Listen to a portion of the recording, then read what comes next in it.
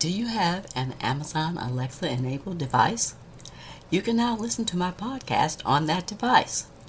Just go to Alexa Skills, search for K-12 Education Untangled, click Enable to enable that skill, and voila!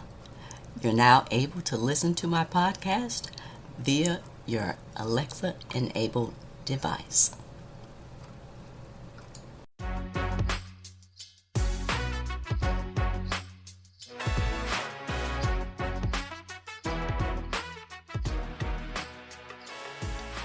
Welcome to another episode of K-12 Education Untangled.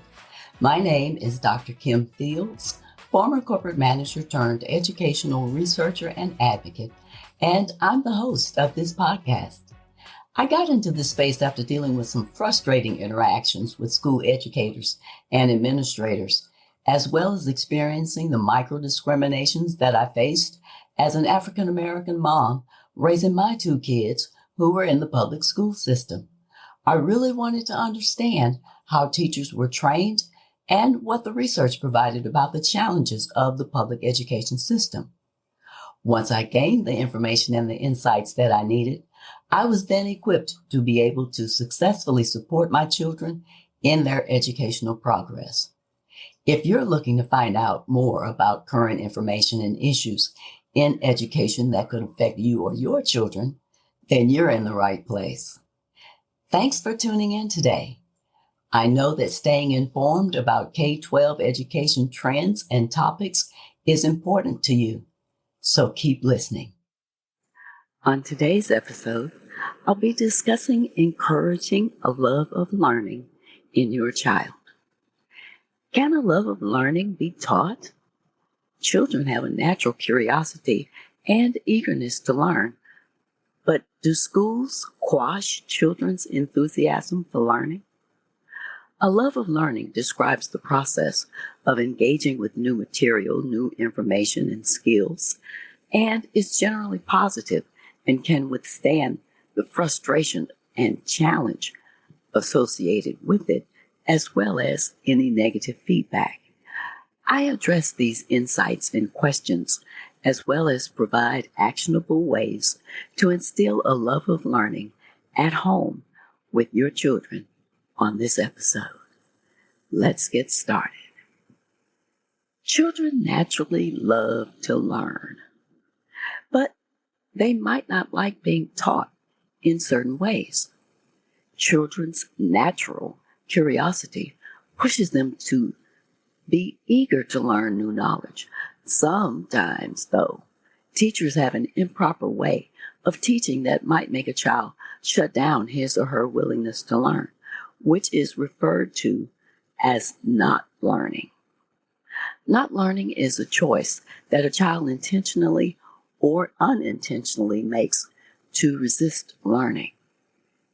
This is not a rare occurrence. Children originally love learning, and the first intention is not to shut down learning, although a teacher's approach to teaching can be a factor that makes students feel uncomfortable enough to let them slow down or shut down completely their learning. This is especially true if the child is taught in ways that make him or her feel offended or alienated.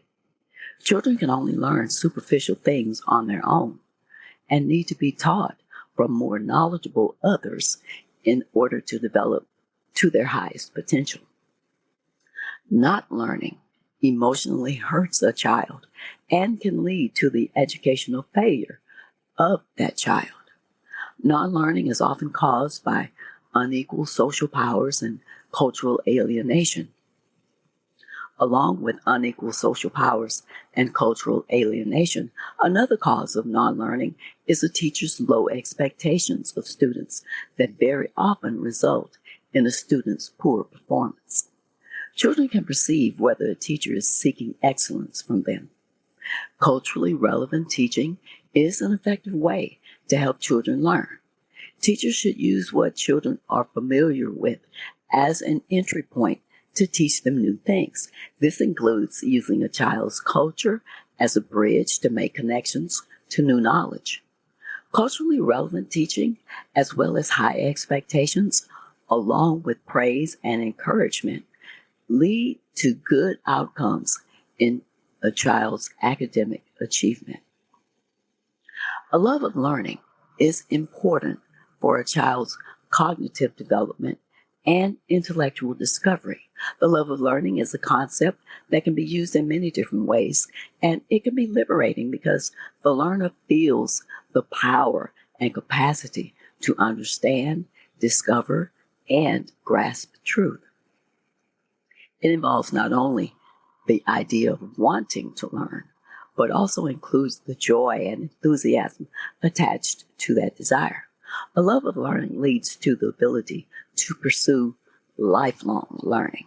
It is possible to try and create an awareness in the student so that a love of learning can develop spontaneously, providing a learning environment that's free of fear and rich with opportunities to demonstrate a passion for learning, as well as facilitating events and circumstances that allow for learning to occur, are ways to encourage a love of learning. A love for learning is an element of fun and curiosity, which is not forced. It also helps to incorporate humor and laughter and have an informal atmosphere in which students are able to ask questions to satisfy their curiosity without a fear factor. The learning environment should allow time for thinking and provide opportunities for firsthand experience in a stress-free setting. The students have a role to play in this also, in motivating themselves, changing their negative attitudes, moving away from just accomplishing an academic goal, and being willing to commit to lifelong learning. Learning is a journey. Pursuing a love of learning has personal and societal benefits. One of the ways to develop a love of learning is to have the freedom and a learning environment to always say what you think, to look within yourself to find your real opinion of an academic task, to rule out answers that may be wrong and thus gradually eliminated, and to do all of this in a stress-free, fear-free environment. In other words, the learning comes from the process rather than from the outcome or conclusion. A love for learning comes from within. If a student comes to feel a capacity within himself or herself, which he or she has not felt or were not fully aware of before, then he or she is on their way to a love of learning. This, in turn, leads to a willingness to continue to learn, to reflect, and to develop throughout one's life. Developing a love of learning may not have an immediate payoff, but it should be considered an investment in the future. A love of learning involves increasing awareness of other people and their different outlooks and cultures, thus appreciating and helping to realize human potential. Can a love of learning be taught? It seems unlikely, at least not in the sense that certain actions will automatically lead to certain results. It's usually not possible to tell what potentialities of a student are, but it is possible to try and create an awareness in the student so that a love of learning can develop spontaneously, because if it isn't spontaneous, it won't happen. And even if the love of learning can't be taught, it remains a challenge, and even today remains a privilege to try and create an environment in which it may occur. It's important that a classroom allows students time to reflect upon the material so that they can form meaning, significance, and wider ramifications of the material, which may not be immediately apparent. It would be better to present your ideas and allow students to grapple with those ideas seriously than to overwhelm students with a mass of material which would stand in the way of serious thought and reflection. A love of learning is a strength that educators would like to see in their students. Parents want to encourage in their children, and employers try to foster in their employees. A love of learning refers both to the general individual differences and to a universal but individually varying predisposition to engage with particular content or have a well-developed individual interest. It describes the way in which a child engages new information and skills with certain content. When a student has a love for learning as a strength, they are cognitively engaged and they typically experience positive feelings in the process of acquiring skills, satisfying curiosity, building on existing knowledge, and learning something completely new. There's also a motivational component that helps people to persist in the face of setbacks, challenges, and negative feedback. A love of learning describes the process of engaging content that may or may not have immediate achievement or immediate benefit to achievement as defined by academic tests. However, over time, a student may develop a deeper or wider knowledge of content to be learned. Students with a love of learning mindset exhibit such thinking as, I can't do this task now, but I think I will be able to do it in the future. I like to learn new things. I will do whatever it takes in order to do a task correctly. Learning is a positive experience for me. Students who exhibit a love of learning tend to have intrinsic and extrinsic motivations, a perception that they have the competence to learn new things and place a greater value on the content of what they expect to learn. Children tend to be optimistic about their competence and performance. Value tends to be tied to motivation for task engagement. Students who experience a love of learning appear more likely to appreciate what they learn.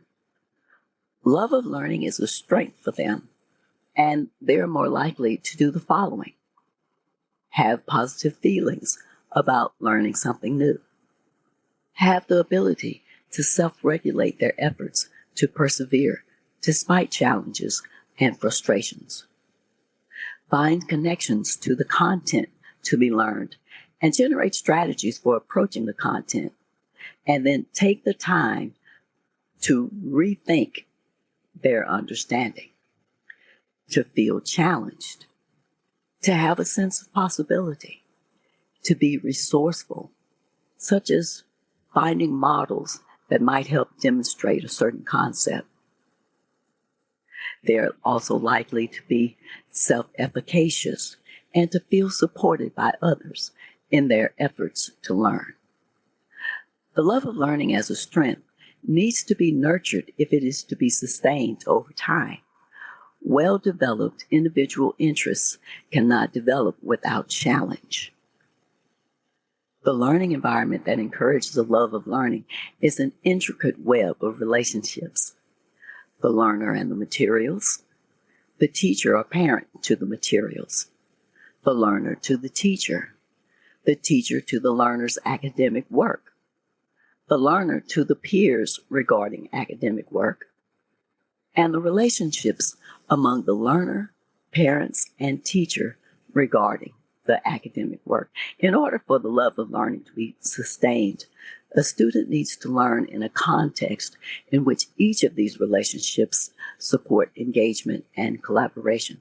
And support is key. The student who doesn't have a love of learning needs support to find ways to connect to learning. And the student that does have a love of learning also needs support to sustain any frustrations that are inherent in learning new skills. Although most children enter kindergarten excited about learning to read and write, as well as being eager to know the world around them by the time they reach middle school, those same children may look on learning as drudgery, certainly not the exciting opportunity that would propel them when they were younger. In order to instill a love of learning in children, they need to feel capable and skilled as well as competent. This leads to self-motivation.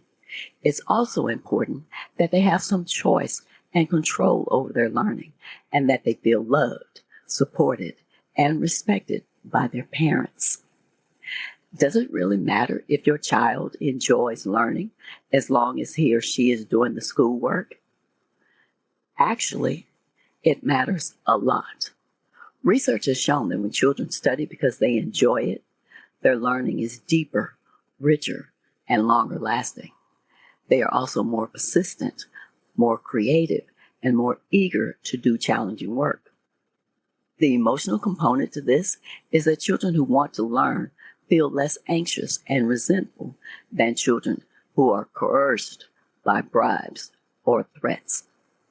Self-motivated students learn more, understand what they are learning better, and remember the material longer than other students. Learning can be so intense and yet enjoyable that it hurdles the student into a state of flow. Flow is this feeling of passionate focus, a pleasurable time in work and play when those two merge and when there's deep concentration in order to overcome complex challenges. The flow state doesn't occur very often, but it can be so intense and pleasurable that the student doesn't even recognize when they're tired or hungry. Every child has interests and passions. The key is discovering what these are. They may be conspicuous or inconspicuous. The more you encourage your child's hobbies, more likely then you will develop his own intellectual interests, maybe in bugs, in story writing, chemistry, music, sewing, and the more passion your child will bring to related academics. Nurturing a child's interests outside of school is particularly important because conditions at home are often more conducive to fostering passions than is the school environment. That's because in school, children typically have few choices. They're usually told what to learn and how and when to learn it, versus at home, where a child is free to do what he or she likes. The best way to encourage interest is through direct experience. In other words, a child has to work or play on a computer to develop an interest in programming. Likewise, a child has to hear music in order to realize that he or she wants to play a certain instrument. When a child has a passion, as long as it's safe and legal, that fans the flames. Recognize that your child's interests change as he or she grows. It's also important to understand that one way to nurture your child's passions is to allow that child not to be interested in everything. Equally important is that you model curiosity and pleasure in seeking knowledge, because by doing so, you teach your child valuable strategies for finding information. Even though you strive to promote your child's enthusiasm for learning, keep in mind that love of learning rarely exists in a pure state. External incentives for academic work, such as grades or parents' praise, almost always exist side by side with self-motivation. Children need rewards, grades, or other external incentives to keep going. Play is your child's first foray into loving learning. Young children learn best through play, although learning through play isn't just for preschoolers. It continues throughout school and even throughout life. Here are some ways you can spark playful learning.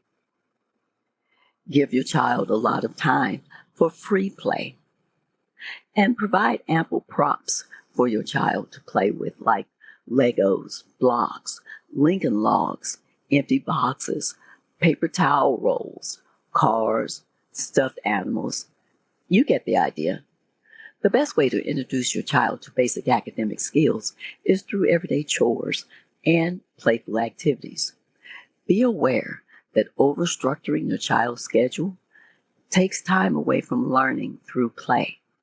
If children don't have time of their own, they won't be able to experience their own interests and reap all the benefits of play. Play and high-quality learning are inextricably linked. The more your child learns through play, and the more his or her intellectual life is infused with fun, the more his or her natural motivation to learn will flourish, and the more likely your child will love learning his or her whole life long. There are three components of the love of learning: competence, autonomy, and relationship. Let's address competence first. Competence motivates us all, and this is especially true for children. It's very satisfying to learn something new because it creates a sense of achievement. This feeling of satisfaction is motivated by what small children actually learn. That's why they insist on practicing and developing new skills, like turning doorknobs, taking their shoes on and off over and over again, or even learning to walk. The motivating effect of feeling competent has high significance of learning. Research has shown that the most competent children feel academically, the more interested they are in their schoolwork and the harder they study. Simply put, competence breeds self-motivation. To indirectly support your child's developing competencies, make sure that he or she has quiet time to study. The main idea is that being competent is one thing. For children to be eager learners, they need to know that they're competent and believe that they will become competent when they try something new. Next is autonomy. Autonomy is giving your child choice and responsibility. Making children responsible for their own learning promotes intentional motivation. Autonomy is important because it enables children to feel pride in their own achievement.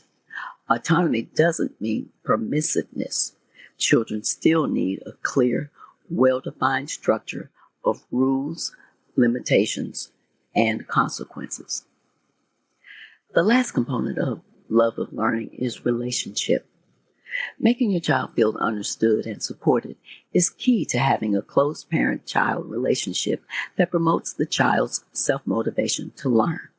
This parent-child relationship has three interrelated ingredients: acceptance, which is unconditional love; connection, meaning showing an interest and being involved in your child's life and being responsive to his or her needs; and support, respecting your child for who he or she is.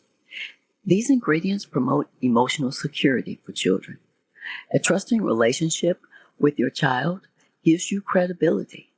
Having a close relationship with your child allows him or her to openly communicate with you about things that are going on in his or her life. This close relationship also involves the child internalizing and adopting your values, including your beliefs about the value of doing well in school. Here are some action steps that you can take regarding this topic. You can nurture your child's desire to learn by helping him link book learning to the real world. The more children see these types of connections, the more meaningful their schoolwork will be, and the stronger will be their interest and pleasure in learning.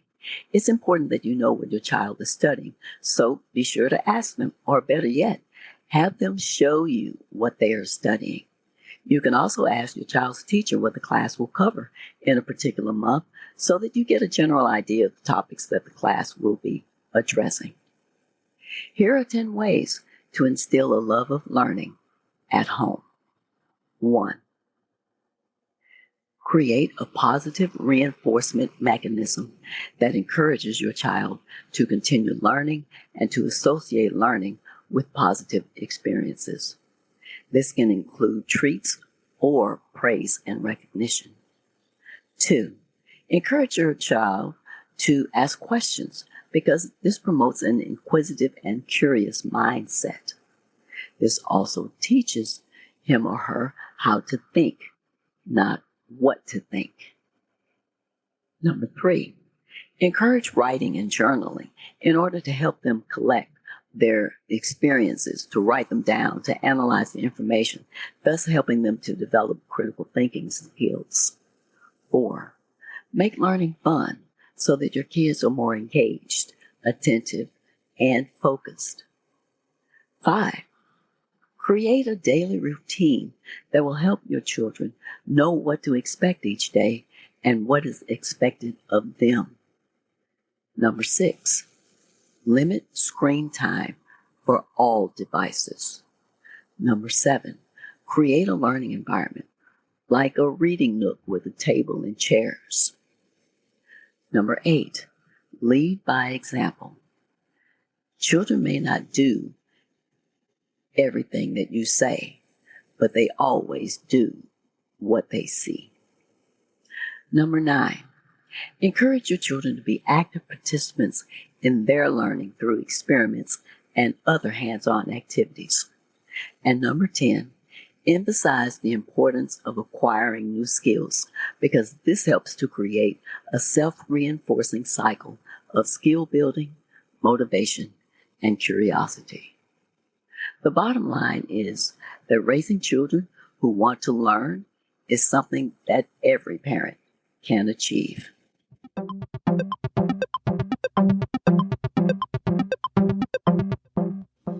Here are this episode's takeaways.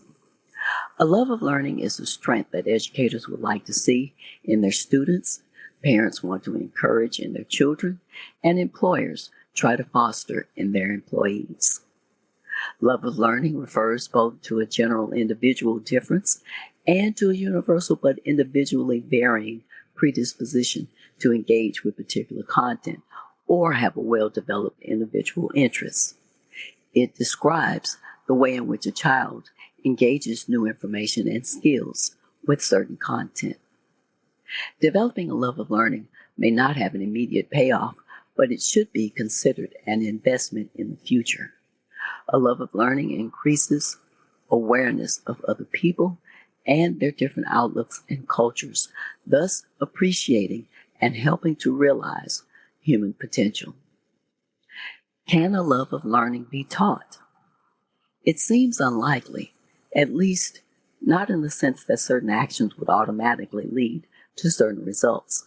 It's usually not possible to tell what potentialities of the student are, but it is possible to try and create an awareness in the student so that a love of learning can develop spontaneously. Because if it isn't spontaneous, it won't happen. A love of learning is important for a child's cognitive development and intellectual discovery. The love of learning is a concept that can be used in many different ways, and it can be liberating because the learners feel the power and capacity to understand, discover, and grasp truth. It involves not only the idea of wanting to learn, but also includes the joy and enthusiasm attached to that desire. A love of learning leads to the ability to pursue lifelong learning.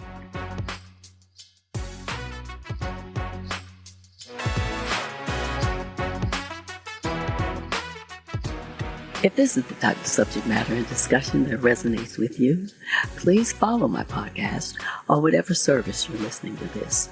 Also, I'd love to hear from you, so please leave me a rating, a review, or a comment on Apple or Podchaser.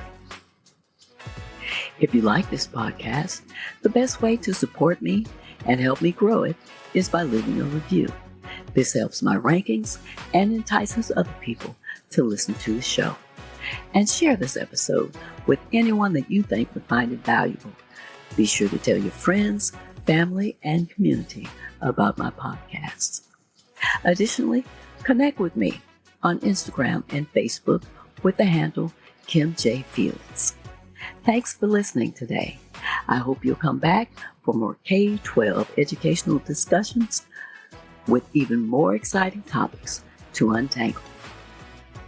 And be sure to stay tuned. On the next episode, I'll be revisiting the book banning issue. Until next time, aim to learn something new every day.